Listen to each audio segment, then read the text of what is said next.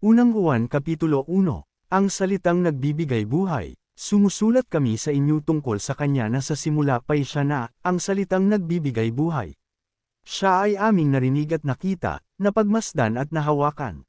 Nahayag ang buhay na ito, nakita namin siya, at pinapatutuhanan namin at ipinapangaral sa inyo ang buhay na walang hanggan na nasa Ama at nahayag sa amin. Ipinapahayag nga namin sa inyo ang aming nakita't narinig upang makasama kayo sa aming pakikiisa sa Ama at sa kanyang anak na si Jesu Kristo. Isinusulat namin ito upang malubos ang ating kagalakan. Mamuhay ayon sa liwanag. Ito ang aming narinig sa kanyang anak at ipinapahayag naman namin sa inyo, ang Diyos ay ilaw at walang anumang kadiliman sa kanya. Kung sinasabi nating tayo'y may pakikiisa sa kanya ngunit namumuhay naman tayo sa kadiliman, nagsisinungaling tayo at hindi namumuhay ayon sa katotohanan. Ngunit kung namumuhay tayo ayon sa liwanag, gaya ng pananatili niya sa liwanag, tayo'y nagkakaisa at ang lahat ng ating kasalanan ay nililinis ng dugo ni Jesus na kanyang anak.